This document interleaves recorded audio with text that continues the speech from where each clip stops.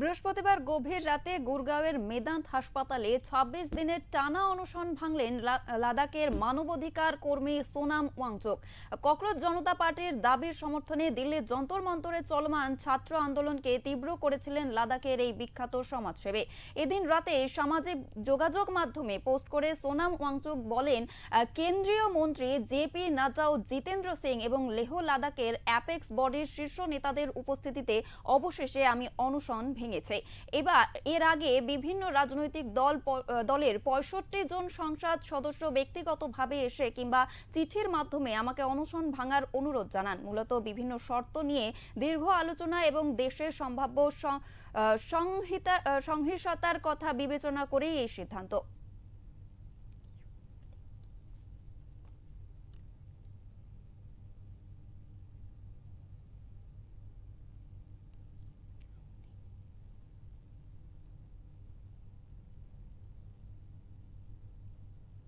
Always been very kind and support, and I don't want to thank you, but to express my feelings this way.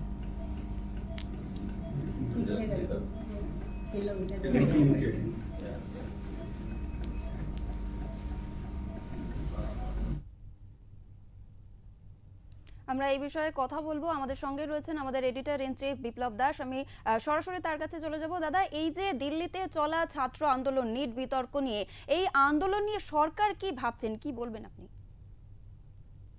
সরকার তো সরকারের কাজ করেই যাচ্ছে,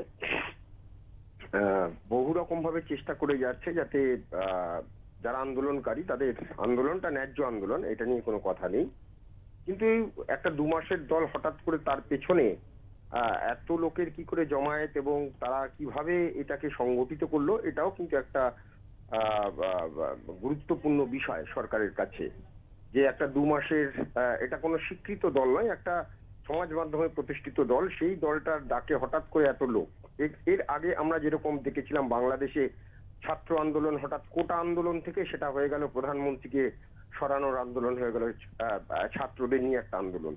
তো আমরা শ্রীলঙ্কার ক্ষেত্রেও তাই দেখেছি, দেখলাম নেপালের ক্ষেত্রেও। তো এই ভারতেও কিন্তু এই আন্দোলনটাকে করার বহুবার চেষ্টা করা হয়েছে, গত কয়েক বছর ধরে বহুবার চেষ্টা করা হয়েছে। বিশেষ করে মধ্যপ্রাচ্য ডিপ স্টেট যেগুলো রয়েছে, এই জায়গা থেকে এই মানে বিভিন্ন রকম ফান্ডিং আসছে, এগুলো কেন্দ্রীয় সরকার ধীরে ধীরে সেগুলো তথ্য সংগ্রহ করছে। কিন্তু স্বস্তির বিষয় যেটা, যে যেহেতু একটা আন্দোলন এবং সেখানে ছাত্ররা রয়েছে এবং এর পেছনে সত্যি সত্যি কতজন ছাত্রের সমর্থন হচ্ছে সেটা পরের ব্যাপার, কিন্তু একটা ছাত্রদের একটা বড় অংশ এখানে আসছে। এত ছাত্র তারা আসছে কোথায়? তারা দিল্লিতে কি এত ছাত্র থাকে? সারা ভারতবর্ষ থেকে ছাত্রদের নিয়ে আসার খরচ কারা যোগাচ্ছে? এই নানান প্রশ্নগুলো উঠছে। কিন্তু তারপরেও যেটা হচ্ছে, দিল্লি একটা ভারতের রাজধানী এবং এখানে যদি একটা অস্থিরতা তৈরি করা যায়, তাহলে প্রতিবেশী যে রাষ্ট্র তথা ভারতের এখন গত প্রায় ২০১৪ সালের পর থেকে প্রধানমন্ত্রী নরেন্দ্র মোদী ভারতবর্ষের প্রধানমন্ত্রী হওয়ার পর থেকে বিশ্বের কাছে যেভাবে ভারতের মাথা যেভাবে উঁচু করে বিভিন্ন ভাবে এগিয়ে চলেছে ভারত, সেটা অনেকে সহ্য হচ্ছে না। তাই কোনো একটা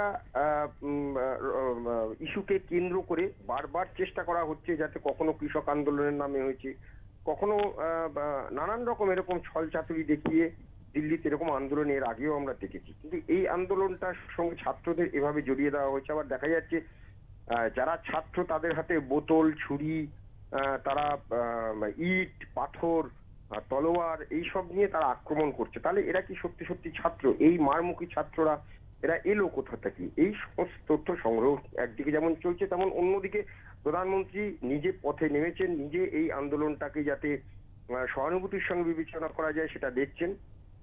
কিন্তু প্রশ্ন যেটা, সেটা হচ্ছে যে গতকাল প্রধানমন্ত্রী সকালবেলা যে ভিডিও যে একটি বলেছিলেন, এক্স হ্যান্ডেলে বার্তা দিয়েছিলেন যে ফাস্ট ট্র্যাক আদালত গঠন করা হবে। সন্ধ্যায় সেই আদালত গঠনের জন্য বিজ্ঞপ্তিও জারি করা হয়েছিল এবং প্রায় মধ্যরাতে এই এক্স প্রধানমন্ত্রী আরেকটি ভিডিও সমাজ মাধ্যমে প্রকাশ হয় এবং সেখানে প্রধানমন্ত্রী বলেছেন যে আজ যে মন্ত্রিসভার বৈঠক হবে সেখানে বিষয়টি নিয়ে আলোচনা হবে এবং আগামী সপ্তাহে ফাস্ট ট্র্যাক গঠনের যে ফাস্ট ট্র্যাক আদালত গঠন এবং কঠোর সাজার ব্যবস্থা করা হবে এবং এই সংক্রান্ত যে বিল সেই বিল দ্রুত পাশ করানোর চেষ্টা হবে।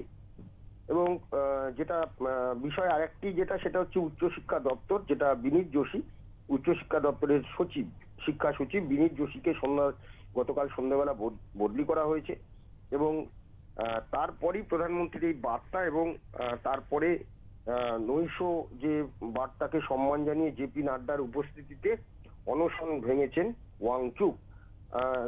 এখন এই ওয়াংচুকের অনশন ভাঙানোটাও সরকারের কাছে একটা চ্যালেঞ্জ ছিল, সেটা সরকার কিন্তু সফল হয়েছে।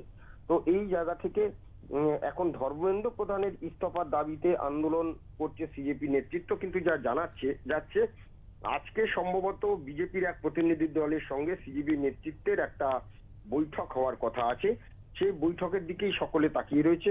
এবার অন্যদিকে আন্দোলনের ঝাঁজ বাড়াতে আইএনডিআই জোটের সমস্ত শরিকরা তারা রাস্তায় নেমে পড়েছে, অর্থাৎ যেন তেন প্রকারেণ বিদেশি শক্তি যেটা চাইছে যে ভারতবর্ষকে অস্থির করে তোলা এবং তাতে কিন্তু সমর্থন যোগাচ্ছে ইন্ডিয়া জোট অর্থাৎ বিরোধী যারা রয়েছে এবং যার মধ্যে অন্যতম কংগ্রেস এই সিজেপি যখন গঠন হয় বা তারা গত 20 জুলাইয়ের আগে তারা ছিলই না, কিন্তু দেখা যাচ্ছে যে এই আন্দোলনটা হঠাৎ করে কংগ্রেস তারা পথে নেমে পড়লো, প্রধানমন্ত্রীর বাড়ি সামনে গিয়ে বিক্ষোভ ধর্নায় বসে গেল। এই বিষয়টা নিয়েই কিন্তু সরকারের কাছে বিরোধীদের সঙ্গে কথাবার্তা চলছে যে বিরোধিতা নিশ্চয় করবে, কিন্তু তার তো একটা মানে সঠিক বিরোধিতা প্রয়োজন। বিরোধিতার জন্য যদি বিরোধিতা করা হয় তাহলে কিন্তু সে বিরোধিতা বেশি দিন টিকে না। তো এই জায়গা থেকে সরকার সদর্থক ভাবে চেষ্টা করছে। সেই সঙ্গে আজকেও প্রায় 16টা, গতকালের মতো আজকেও মেট্রো স্টেশনগুলো বন্ধ রাখতে বাধ্য হয়েছে। দিল্লির যে 16টা মেট্রো স্টেশন সেটা বন্ধ রাখতে বাধ্য হয়েছে। কিন্তু অন্যদিকে যা জানা যাচ্ছে যে দিল্লিতেও কিন্তু আদালতের নির্দেশ যে জনজীবন এভাবে বিপর্যস্ত করে রাখার অধিকার সাধারণ মানুষ বেরোতে পারছেন না, এই যে জনজীবনকে বিপর্যস্ত করে রাখা তার বিরুদ্ধেও কিন্তু আদালত বিভিন্ন নির্দেশ দিচ্ছে। বিশেষ করে দিল্লির একটা পরিবহন ব্যবস্থার অন্যতম হাতিয়ার হচ্ছে মেট্রো। তো সেই মেট্রো যদি এইভাবে বন্ধ থাকে দিল্লির বুকে এবং এতগুলো স্টেশনকে যদি বন্ধ রাখতে হয় তাহলে সেক্ষেত্রে কিন্তু একটা জনজীবন বিপর্যস্ত হওয়ার সম্ভাবনা দেখা দেবে। তাই সরকার সদর্থকভাবে চেষ্টা করছে এই আন্দোলনের প্রতিবাদ যারা করছেন তাদেরকে বুঝিয়ে সুঝিয়ে বা তাদের সঙ্গে একটা সমঝোতার ভিত্তিতে যাতে কোন একটা ব্যবস্থা নেওয়া যায়। আশা করি 1-2 দিনের মধ্যে এই আন্দোলন নিশ্চয়ই সরকার ব্যবস্থা নেবে। একদমই, অনেক ধন্যবাদ দাদা আপনাকে। আমরা কথা বলছিলাম দিল্লিতে চলা নিট বিতর্ক নিয়ে, কিন্তু উত্তাল রয়েছে দিল্লি এবং সেই বিষয়ে কিন্তু কথা হচ্ছিল।